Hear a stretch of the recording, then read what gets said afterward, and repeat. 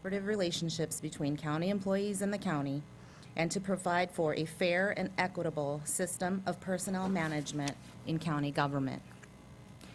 The county administrative officer, moving down to 12.4.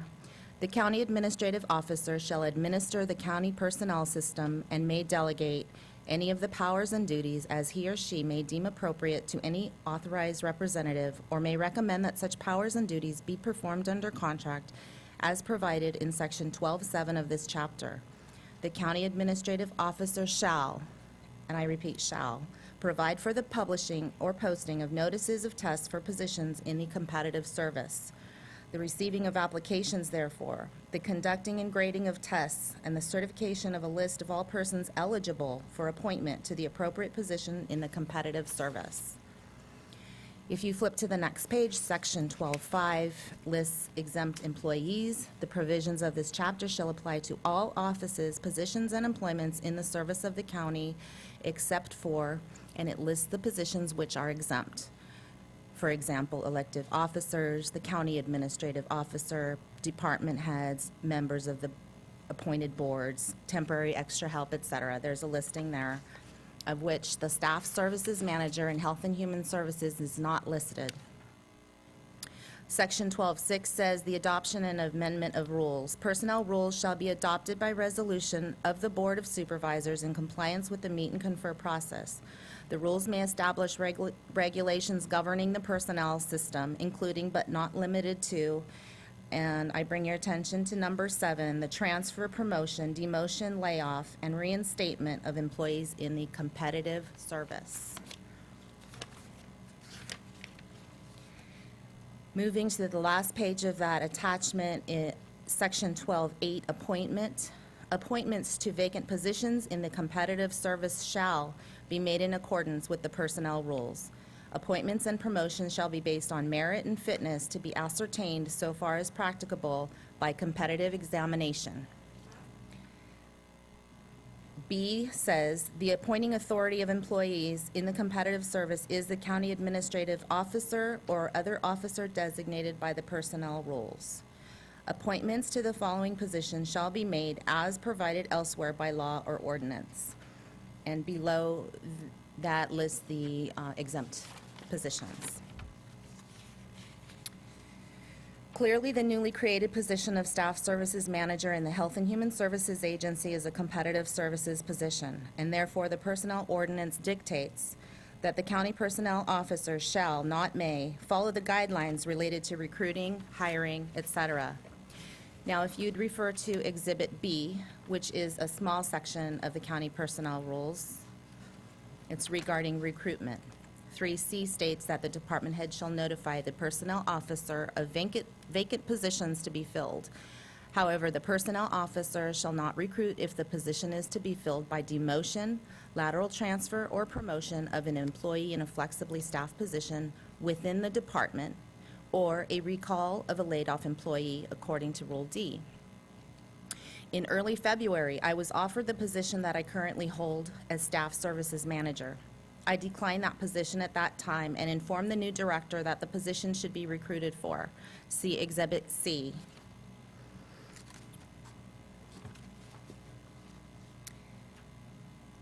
In the second paragraph, I declined and said I have made this decision based on a few main factors. One, I feel that if I took you up on your offer, it may not appear as a fair appointment process.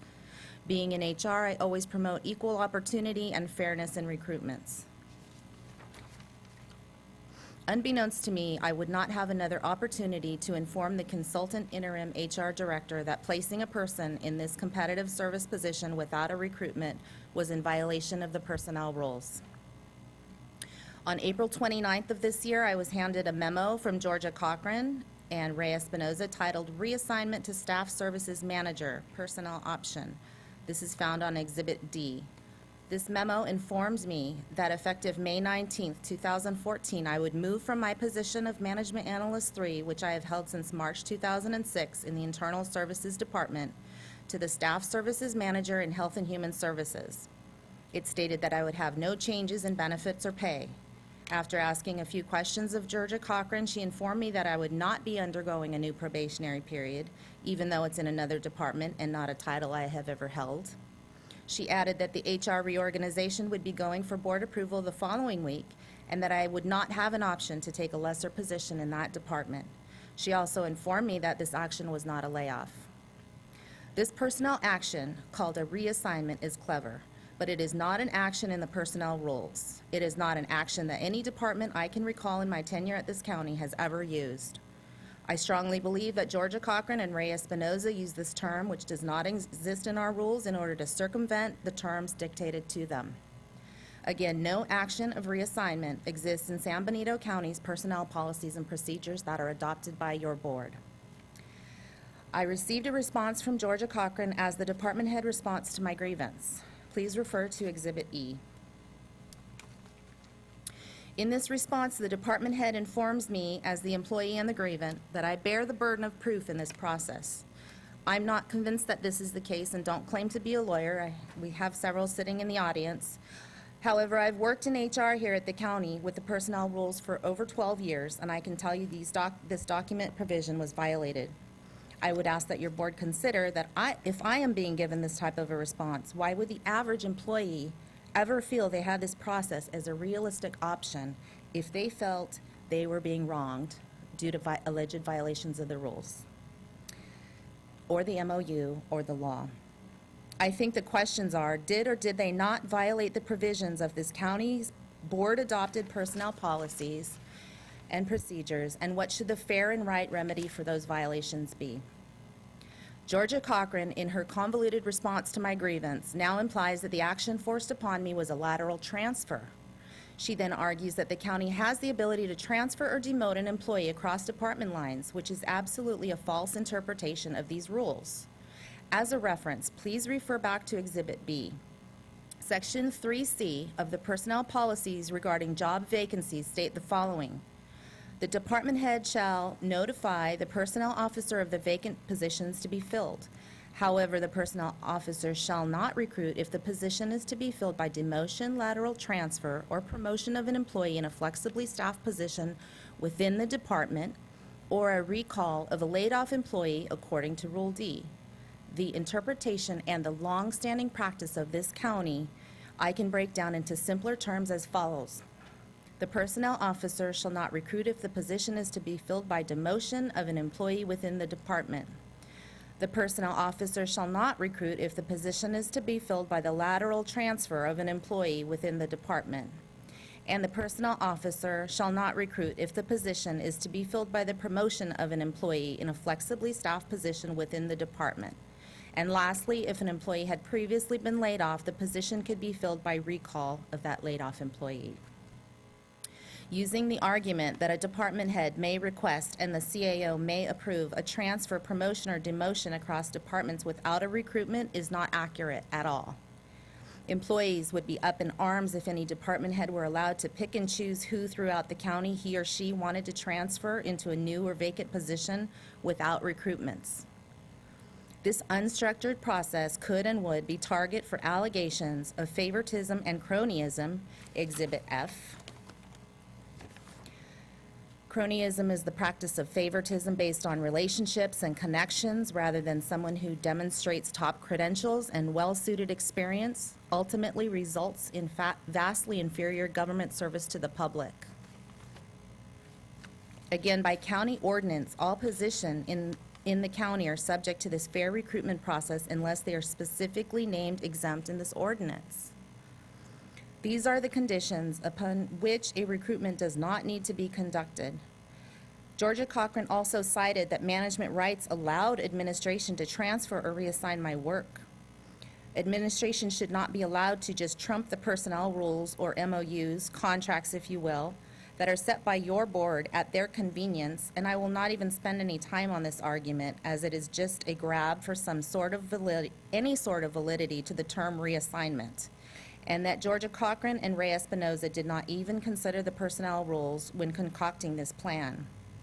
It would be inconceivable for your board to knowingly allow these two, with the help of your county counsel's office, to pretend that a generic management rights statement would trump the document your board sets by ordinance. If they are allowed to continue this practice, what guidelines will be followed at all? Can you imagine the chaos that will continue? When there's no structure, there's chaos. This needs to stop. I'm appealing to you as the governing body of a county employing almost 500 employees. We need to follow the rules. This is not just about me, it's about a human resources professional standing up for the document that governs our personnel system. If an HR professional is not going to stand up for this document, who will? This is my job and my reputation, and I cannot sit back and watch this happen to the county without appealing to your conscience and your good sense. The remedy that I originally was seeking was to reverse the reassignment, to correct and re-agendize the HR reorganization, which had false information in it, in Exhibit G, and replace that with accurate and truthful information that clearly shows I occupied a position in the Internal Services Department and would be displaced and proceed with my layoff of a Management Analyst 3. I would then be afforded layoff rights as any other employee would in a reorganization that it did not include them. In our county's history for the last 12 years, if an employee's position is written out of the organizational chart during a reorganization, the employee is laid off and the county procedures are followed for layoff. Finally, I requested for your board to direct both the CAO and the consultant interim director of HR to follow the rules that are county policy and board adopted. I would love to be back working in the centralized HR office, which is where my heart is. However, with all that has transpired in this county, I'm guessing that is not what we'll see today. In addition, I do enjoy the position I'm currently holding, as I am surrounded by a professional group of managers and staff. Today, I will modify my requested remedy as follows. First and most importantly, I would like for your board to direct the CAO and the interim director to follow all county policy, including personnel policies and procedures, from today forward. Next, I plead with you to consider relocating your Human Resources office away from the CAO's office, whether or not it includes me. A Human Resources office should be free of coercion and intimidation or fear of reprisal when guiding the county departments through personnel actions, recruitment and hiring, promoting, administering pay increases, and other more confidential processes. You don't need a fill-in who is hired for a few days a week to come in and create chaos. This county needs an HR director with a professional background, training, expertise, and commitment to this county. I ask that you support the new director for the right reasons and that the person placed is not asked to circumvent the rules which are in place. I come to your board to ask you for change, for you to change the way business is being done here for the benefit of the county employees and the successful future of our county. And that's it for my first grievance. Do you want me to break them into two? Or do you want to take them separately? No, I think you should present all of the grievance information to the board. Okay.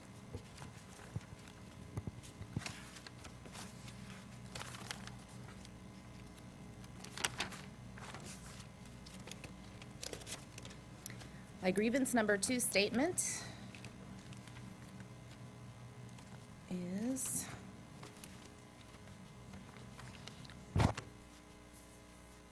Consultant HR Director Georgia Cochran directed the county recruiter to allow departments access to applications before they were certified as having minimum qualifications.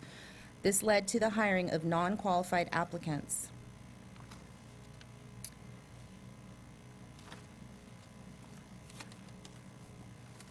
Enclosed in your packet as Exhibit A is the department head response to my grievance. Ooh, it's not. I'm sorry, it's not Exhibit A, it's Exhibit E.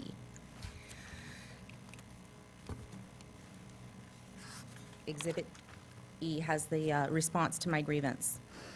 The requirements for a Management Analyst 3 are any combination of education and experience equivalent to a graduation from an accredited 4-year college or university and 3 years of progressively responsible administrative account, budgetary, human resources, purchasing, or analytical experience in a California city or county government. There is a note stating that additional qualifying experience may be substituted for the required education on a year-for-year basis. The department head's response states that she made an error on the screening sheets when she was checking applicants for the Management Analyst 3 position, and that the applicant did not in fact hold a bachelor's degree, as she previously thought, and that she had mistakenly marked this on the spreadsheet. She moves on to state that after further review, she did have the qualifying experience. This applicant holds an AA degree and at best 2 years of qualifying experience. All of their work experience was clerical in nature. This, in my opinion, as an HR professional, does not qualify for the Level 3 Management Analyst position for the county, which tops out at about $93,000 a year. The department head contends that she relied on a subject matter expert to screen for minimum qualifications. While using a subject matter expert is a good practice, our personnel rules state that the personnel officer must be the one to certify the list as those who meet the minimum qualifications. Further, she speaks of having Janelle Cox, the subject matter expert, review applications to assist with minimum qualifications. I have contacted Janelle Cox, who adamantly stated she was never informed by Cochran that she was screening these applicants for minimum qualifications. Cox went on to inform me that she takes her assignments very seriously, and had she been informed, she would have taken good notes and done a thorough screening. I think since all of you supervisors have experienced working with Janelle Cox and her work ethics, you know this is to be the case. A further observation is that Cox was actually the one who brought to my attention that this candidate did not qualify for the Level 3 analyst. She stated at the time that she might qualify for 2. That said, the interim director informed the county's recruiter that she would handle this recruitment, then not only failed to screen for minimum qualifications, which resulted in the county hiring an underqualified candidate, she is now presenting a less than accurate explanation of the events. The remedy I initially sought was to review any recruitments where the county's then designated recruiter did not screen for minimum qualifications and take appropriate action. Today, I will ask that you direct the personnel officer, whether it's the CAO or another designee, to follow the guidelines established by the board. I advise you that failure to follow these rules and procedures may result in cronyism, as you read in Exhibit F, and also may result in applicants and employees filing unfair labor practices, whether through grievances or through the Department of Fair Employment and Housing. It may go as far as civil lawsuits. So please keep that in mind when you're making these decisions on whether or not to uphold the rules that are established by your board, because one of the human resources and the risk management usually go hand in hand. I know it's been split up now, but I honestly feel that part of HR is protecting the county. It's having structure. It's having consistency. It's watching out for the county's hiring practices, and we're not doing that right now. Nobody's doing that. It really needs to be done, or you'll see the results in the years to come. So I'm finished with my presentation.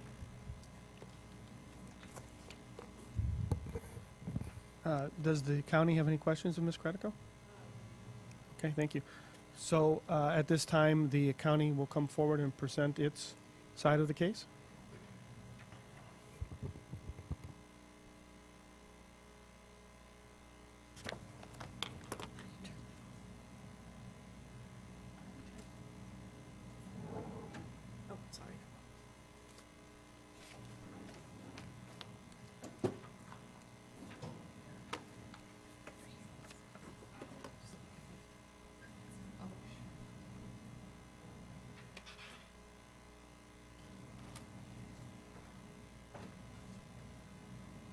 Is it on?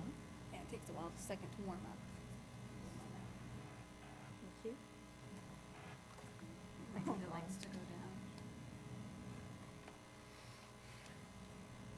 down. Sorry for that. Good afternoon. My name is Danya Torres Wong, and I am representing the county in this matter. We have a PowerPoint presentation that we're showing here, and the list of documents that have been passed out. So you have them before you, but let me just start by saying, as an opening statement, that the county's action was appropriate in this case, consistent with county administrative policies, consistent with the county's management rights policy, and the county's action was really critical in addressing countywide operational issues that have been languishing for many years and needed immediate attention to avoid loss of revenues in a critical safety net program vital to the counties, vital to the residents of this county. It's also important to review the context of the county's action that led to Ms. Critico's grievances related to the transfer from her Management Analyst 3 position in the County Administrative Office to the position of Staff Services Manager Personnel Option. Grievance number 1, as you've heard, the allegation was that the position to which the county reassigned Ms. Critico required a recruitment, and that's because the recruitment was not done. It was in violation of Personnel Policy Rule 3C. The county's response is that Rule 3C, 3H, and Rule 8, there's other parts to the personnel rules, apply and were correctly applied in this case. Rule 3C deals with filling of job vacancies. Rule 3H states when recruitments are required. Rule 8 applies to transfers from one department to another and provides county with discretion to transfer without recruitment. And I just wanted to address a point that Ms. Critico said, that the transfer between departments has never been heard of. I was the county personnel director for the County of Santa Cruz and for 15 years. The County of Santa Cruz has a transfer policy that allows the transfers of employees within a department, outside of a department, to a comparable class. So it is actually a standard practice in a full civil service merit-based system. You don't have a full civil service merit-based system here in San Benito, but there they do, and because they are full service civil service system and merit system, they're actually audited by the state of California, and that rule has been in its personnel regulations since before I was probably born, and is consistent with practices in civil service systems. On May 30th, Ms. Critico filed her grievance number 1 and alleged the following. Consultant, HR director, and CAO violated recruitment provisions in personnel policy and procedures by reassigning employee into the new position that needed a recruitment. This is her statement, not the county statement. Rule 3C states, and you'll see an attachment to a full copy of the rule, that job vacancies, the department head shall notify the personnel officer of vacant positions to be filled. However, the personnel officer shall not recruit, shall not is in bold, our emphasis, if the position is to be filled by, 1, demotion, because it doesn't, if you're demoting somebody, it doesn't make sense to, you're demoting somebody to a vacant position, it doesn't make sense to do a recruitment. A lateral transfer, which is also known as reassignment in the personnel world, or promotion of an individual in a flexibly staffed position within the department, or recall of a laid-off employee according to 11D. Based on Rule C, the plain language of the rule, the county shall not recruit in cases of demotion, lateral transfer, or promotion of an employee in a flexibly staffed position within a department. Recruitments are not required under your rules for all vacant positions, as 3C points out very clearly in its plain language. Open recruitments may be scheduled when it is not practicable. Oh, I'm sorry, this is Rule 3H, which is also included as well. Rule 3H supports the county's position that recruitments are not required. Open recruitments may, doesn't say shall. You know, it doesn't say shall, it says may be scheduled when it is not practical to fill vacancies by promotion or transfer, or when specifically requested by the department head with the concurrence of the personnel officer. The personnel office and the department head had the authority to transfer without a recruitment according to Rule 3C and H. Recruitment for the relevant position was only required if it was not practical to fill the vacancy by promotion or transfer. Here, it was practical to fill that, I always get that staff services manager personnel option through a transfer. County Rule 8 also applies. One thing about managing a personnel system is you can't just take one section of a rule. You have to look at the rule, all the sections of the rules, and other rules that apply with it. So looking at County Rule 8, that rule is applicable as it defines what transfers are globally and provides for both voluntary and involuntary transfer. Rule 8 does not prohibit any movement of employees between departments. No layoff occurred as a grievance was properly laterally transferred prior to the management analysis being deleted. And Rule 8 is included as in full for your reference.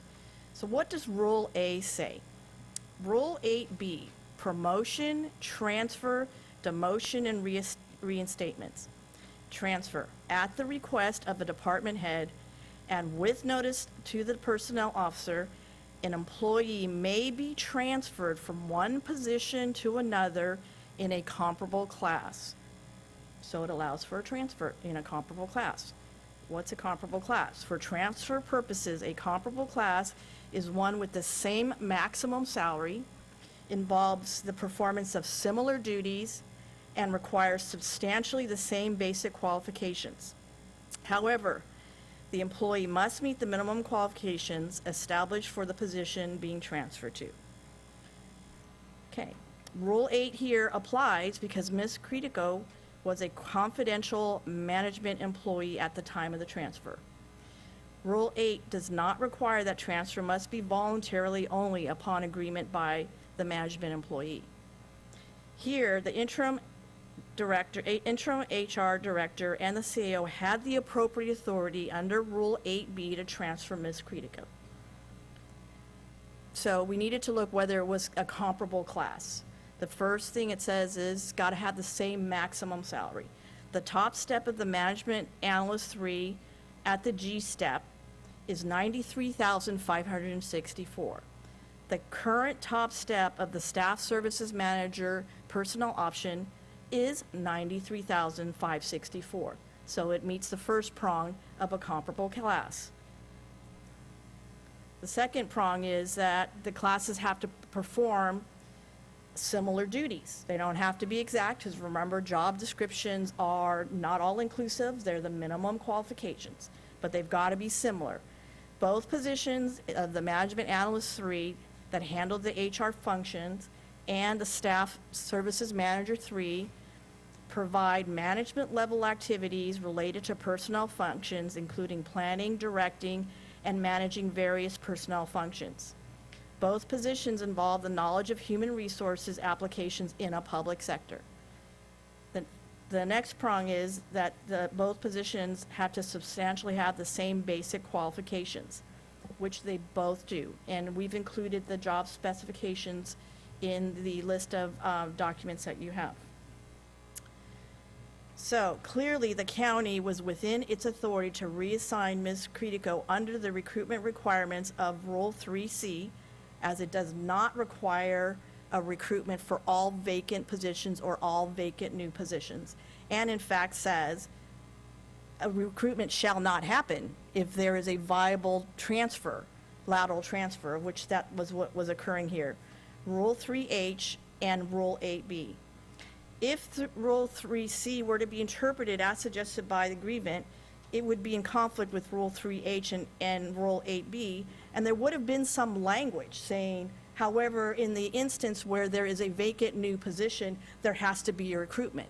But there's no language there, and it doesn't make sense, because you don't do recruitment for a position where you have a viable candidate on a comparable class that can move into that position. Grievance number 2, allegation. The The consultant HR director provided another management analyst 3, other than the HR staff, her in particular, because she's the only management analyst 3 that was doing HR, with access to application materials before minimum qualification certification in violation of Personnel Policy Rule 4. Sure. It's about grievance number 1. The open position for the HHSA, when was that open? What, because, That position was not open. It was created, Okay. and then Ms. Cretico was transferred in conformance with Rule 8B under the transfer rules. So it was a Under the lateral transfer. so the fact that it was created has no, it's still consistent with the personnel rules. Exactly. And Rule 3, Right. And Rule 8B. and Rule 8B. Okay, all right, thank you. Thank you, Mr. Chair. Okay, let me just, okay. The county response is that this issue is not grievable, and it's not appropriately before your board, or your board sitting as a personnel commission, as the management analyst 3 position in the county administrative office is exempt by your resolution, employer-employee resolution, and by the personnel rules under section 12.5. So so on May 30th, Ms. Cretico filed the grievance to alleging the following. Consultant HR director directed county recruiters to allow departments access to application before they were, quote, certified as having minimum qualifications leading to hiring of non-qualified applications, and favoritism for lack of better vocab. Ms. Cretico's allegation that Rule 4 was violated is not grievable, as the personnel rules does not apply to the management analyst 3 position because it is exempt, because the position is in the county administrative office, which is consistent with most jurisdictions, county jurisdictions. Section 12.5A of the personnel ordinance titled Exempt Employees provides, and you have a copy of that in the materials. The provisions of this chapter shall apply to all offices, positions, and employments in the service of the county except, and I'm just going to go to the applicable one because it goes, elected officials and, commission chairs and so we're not going to go through, I'm not going to go through the whole thing, but you have it. But number 2, except the county administrative officer. County administrative officer serves at the pleasure of the board. The assistant to the county administrative officer, emergency services coordinator, and this is key, and any professional or staff assistants to the county administrative officer. Therefore, the management analyst 3 is an exempt position, not because the CAO says so, not because the county interim HR director says so, but because the county's personnel ordinance says so.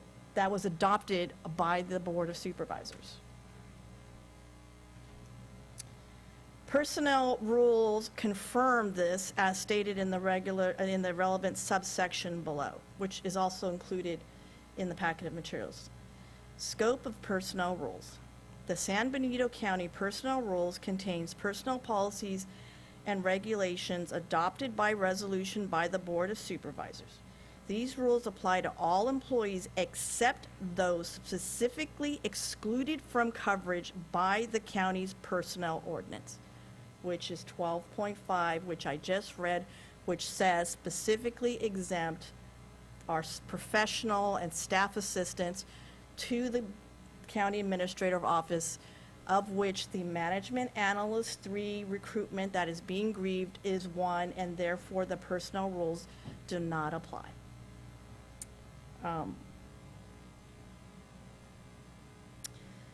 I will say that unfortunately, because there have been allegations of cronyism, favoritism, and hiring of people who, have, not qualified, that I will say that notwithstanding that the position is exempt, the incumbent met the qualification and has worked for a public agency since 2008, prior to joining the county. I'm going to skip over some of these. I do just also want to say that under Rule 4E, conduct of examination, it states really, I mean, again, grievance number 2 is improper before you because it is, the management analyst 3 is exempt. However, I think because there have been allegations of cronyism and favoritism, I just need to say that Ms. Cretico's reading of Rule 4 is inaccurate. That under Rule 4E, conduct of examination, qualified employees may assist in the development and administration of the selection process if requested by the personnel officer. It does not say that Jackie Cretico's management analyst 3 position designated to do HR is the only person in the county of San Benito that is authorized to review minimum qualifications. In fact, such a reading would actually be contrary to civil service principles where one person in a county has all of the power to screen and determine the recruitment and selection process of every single recruitment in the county. Subject matter experts are used in virtually every county in the state of California from the beginning of from even before the recruitment is opened, because that is actually best practices in recruitment. Normally, a vacancy will occur in the department. Normally, the HR analyst assigned will meet with the department, find out from the department what the position is, find out what are the critical duties and abilities that are needed, because remember, the job specs are the minimum qualifications. They're not the maximum qualifications, they're the minimum. So it's really important to work with departments from the beginning, subject matter experts, through every aspect of the recruitment process to ensure exactly what we're talking about here today, that the integrity of the process involves more people, is consistent with the needs, the operational needs of the department, and gets the best qualified candidate. It does not mean that the best system is where it's relegated to one person to make all those judgments. I'm just going to move on. Finally, the next point is that the county correctly exercised its management rights in transferring Ms. Cretico from her current position to the Health and Human Services. Right here before you, and it's also included in Attachment 7, is a copy of the county resolution. I'm just going to read the bold part because I think that's the critical ones here. That nothing herein shall be construed to restrict any legal and inherent exclusive county rights.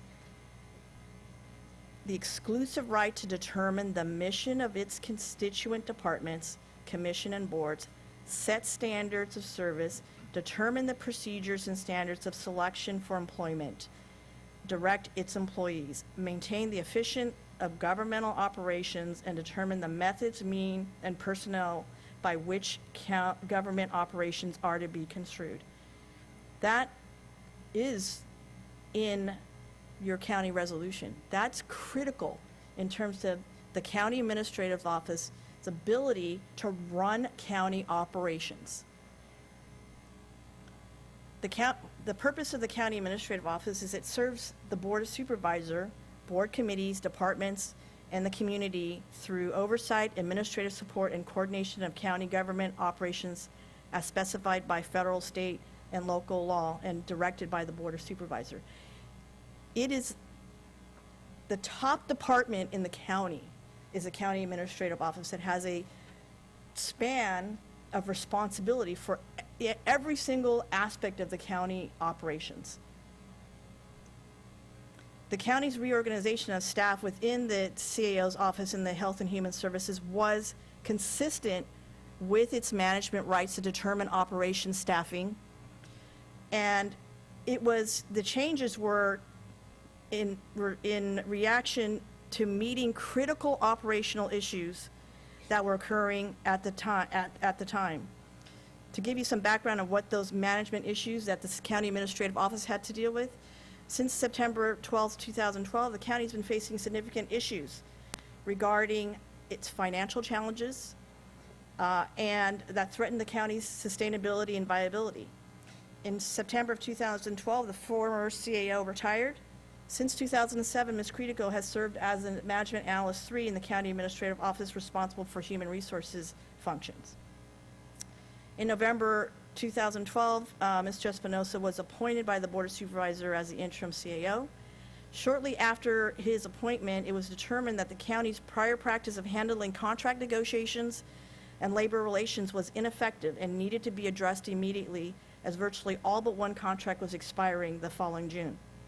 In April of 2013, the county retained our office to serve as the chief negotiator for all labor relations matters, including successor contract negotiations, and notice was given to Ms. Credico that she would no longer provide that function.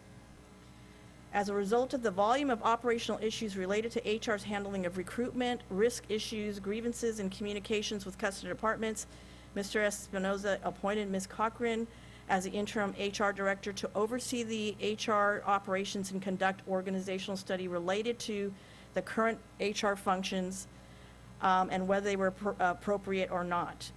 At that time, Ms. Cochran was assigned as Ms. Credico's supervisor. Since 2013, the county has had significant vacancies at the department head and upper management level. The Health and Human Services Agency, Chief Probation Officer, Planning Director, Child Support Director, Regional, and Public Works Director. In October of 2013, the new Health and Human Services Director was appointed and he began to look at the agency's department structure. In November of 2013, the board appointed Mr. Espinosa as the permanent CAO.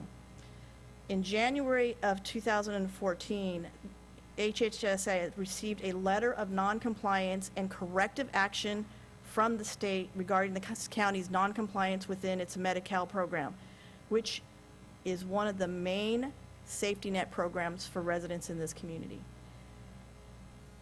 In February of 2014, HHSA director requested from the CAO and the interim HR director additional staffing, including administrative and HR position, to respond to the state noncompliance notice and to address ongoing staffing issues in the department. On April 15th, the Board of Supervisors adopted HSSA's recommended reorganization plan that included a reorganization of the Department Support Division and also added a staff services manager personnel option position on its regular agenda, all in open session. On May 6th, the Board of Supervisors adopted the interim HR director's recommended HR organization plan that included the approval of a structure that, that included a new HR director position. The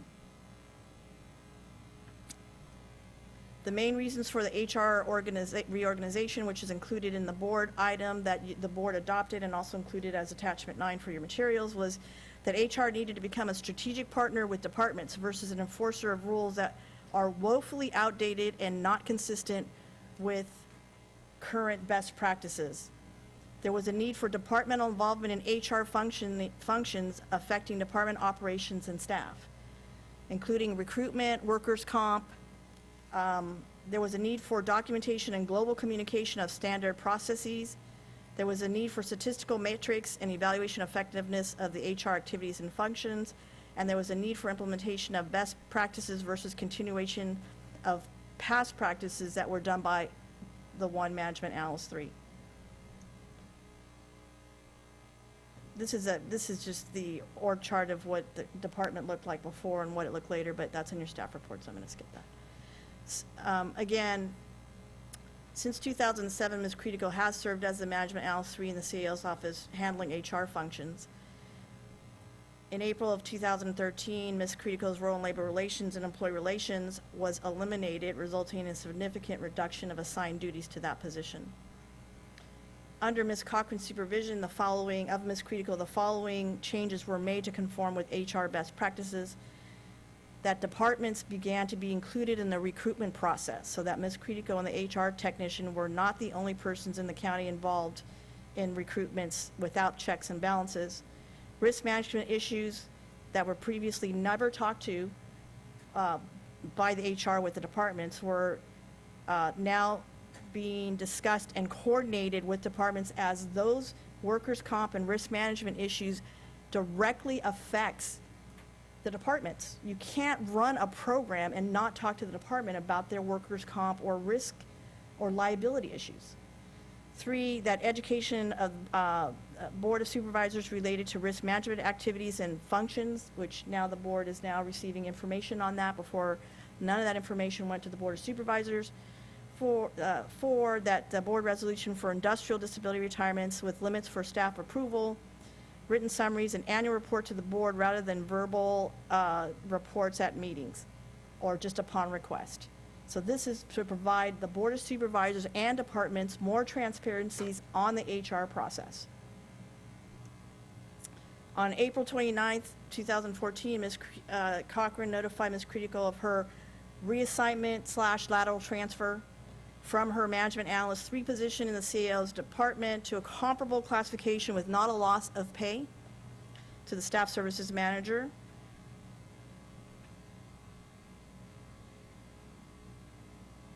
The county had a lot of management issues with HR and with issues, operational issues, tremendous amount of, turnover, and the CAO's office needed to address those issues. The CAO's office came forward to the Board of Supervisors with a reorganization of the HR functions, which the board approved. The Health and Human Services Department, had a notice of noncompliance that was threatening county funding to the Medi-Cal program and needed staff support, including HR functions. In the county administrative office's management right, consistent with the rules, it provided a place for Ms. Cretico to laterally transfer without loss of pay, similar duties, and from her own statement, she enjoys and likes that department. It was a win-win situation for the county to be able to address the management issues it had to deal with and to move forward with the department that had a non-compliance notification from the state. Ms. Cretico has not met her burden of proof. Her lateral transfer was appropriate under the rules. Second, her grievance regarding the management analyst 3 recruitment is not appropriate before your board because it is an exempt position. You just have to read the county personnel rules on the first page to understand that. In conclusion, I would say that since she has not met her burden of proof, that the Personnel Commission uphold the staff determination and deny the grievance 1, and on grievance 2, that matter not be heard because it's not an appropriate grievance as these rules don't apply to an exempt position. Thank you.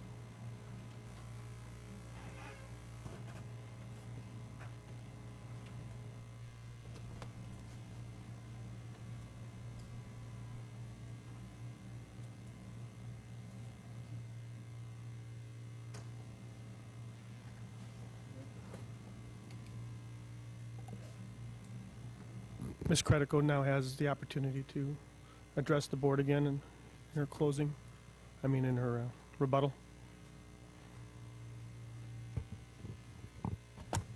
That was a mouthful. Okay, so I learned a lot of new things today. First of all, this is not the county of Santa Cruz. We have rules that govern San Benito County personnel procedures. So whether it's best practices, that's not the case. That's not the subject here, or what you should be looking at. You should be looking at. I'm sorry, I left something over here.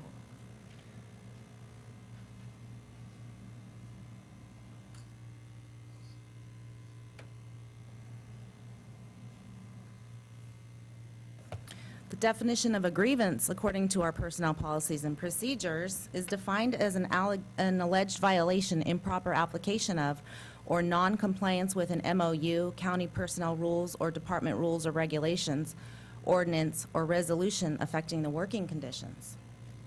That's what a grievance is. It's not what we do in Santa Cruz County. It's not what's best practices. If we have guidelines in a personnel policy, we're supposed to follow those. Again, management rights don't trump specific personnel policies and guidelines.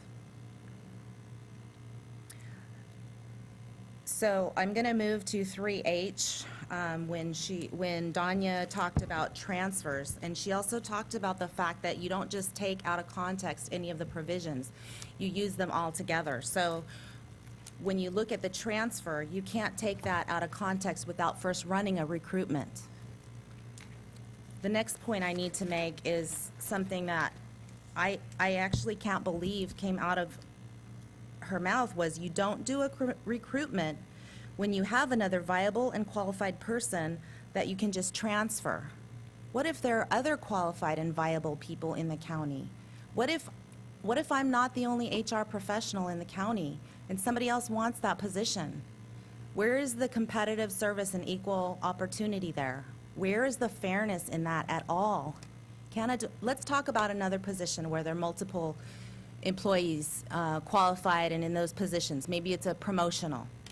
We're talking about a promotion to accounting technician in whatever department, pick a department, the treasurer's office. So do you say that Mary Lou Andrade can pick somebody, any account clerk, any secretary who might have math skills, anybody in the whole county, she can just go and pick that person and plop that person as a promotion or a transfer into her department? Is that what that statement says? Because that does not make any sense. Please think about that. Many of these arguments are not valid. They're taken out of context. They're completely not the practice.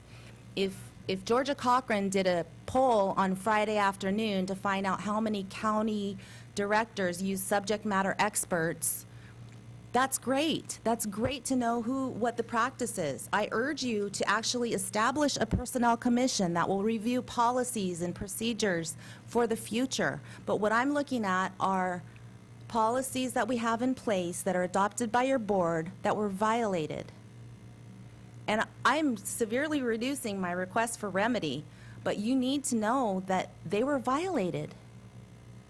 And you know, the outcome, I'm sure, is going to stay the same. I'm actually fine with that. I like where I am.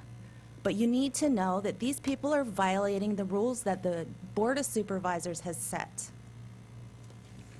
It's not fair. I'm done. Okay, do you have any, sir, rebuttal? No. All right, so at this time, Ms. Credico, if you want to make any final statements, you're entitled. Ms. Torres-Wong, do you want to maybe have any final statements?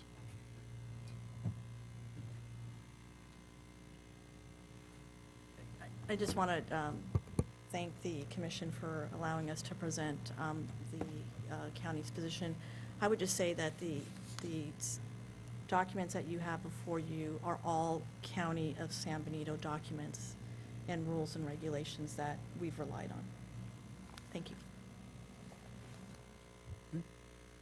Yeah, with that, I will open it up to the public. Is there anybody from the public that would like to address this board on this matter at this time? Seeing none, I'll bring it back to the board.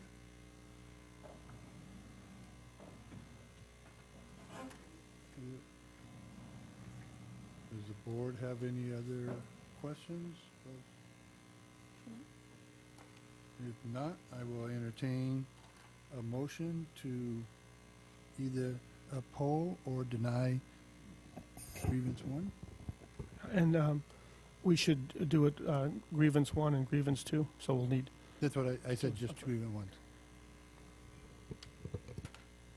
Mr. Chair, I have a couple comments. Oh, yes, okay. So clearly these, this is the first hearing I've ever been a part of, a grievance hearing, and it's obviously not any fun. Definitely is an educational experience. But I do have to say, you know, I do appreciate Ms. Credico bringing up her concerns because I think it's important. Because as a supervisor, I'm clearly not a micromanager. I think in a small county such as ours, it's easy to get involved in some situations that we shouldn't be involved in, especially hiring. You hear nightmares in other counties where supervisors or elected officials, anybody will go in and try to get their friends hired to some positions, which is wrong in my opinion. I don't think that the county did anything wrong in this instance, but I do think that the grievance, if anything, it brought up a lot of questionable things that happened in this county. You know, if it's one supervisor that's been extremely critical of this staff, it's been me. I've been very critical of this staff, and you know, I know that, you know, it's unfortunately not the fault of the staff that we have, but it's probably because of my unrealistic expectations of where I want this county to go. And I see, unfortunately, that we need stronger leadership in our CAO's office to actually get us there. And like I said, you know, what I see in our county is we have a county that in many aspects operates under the best practices on how to get the job done rather than on sound policies. And that's something that we really need to change in this county. And that's what I think what we're trying to change. But I also acknowledge that, you know, this is a board that has entrusted Mr. Espinoza as our CAO to lead this county. And a big part of his job now and our job as a board is to give him the discretion to hire the personnel that he deems fit to help him lead this county. And I understand that as a member of this board, that we have to give him that opportunity. And I just, I expect with all of my other colleagues that we don't have to go through another one of these hearings, but we really do anticipate big things from the CAO's office. And I know, for one, is I really hope to avoid a situation like this, and I hope that we can improve, especially our human resources department, in moving forward, that we really do adopt current and sound policies where this kind of dark cloud over this administrative building will go away, and nothing like this will be questioned in the future. So with that, thank you, Mr. Chair.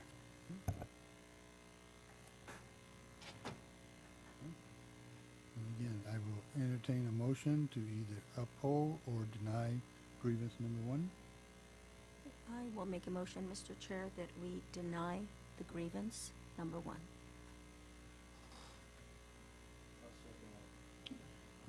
1. Motion and a second. All those in favor? Aye. Those opposed? Passes 5-0. And I would entertain a motion to either uphold or deny grievance number 2.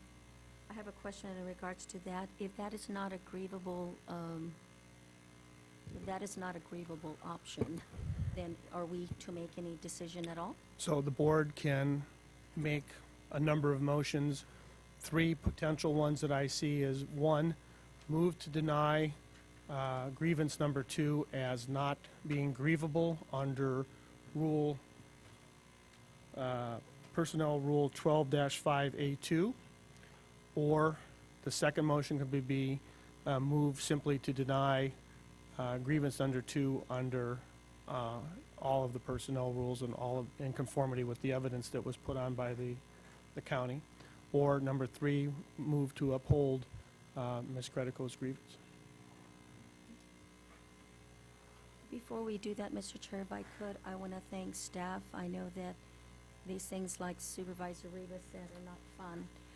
It's not easy to sit here and listen to the, complaints and discontent of employees. But I believe that our staff has done a wonderful job of looking in at our ordinances, right or wrong, that is what they are.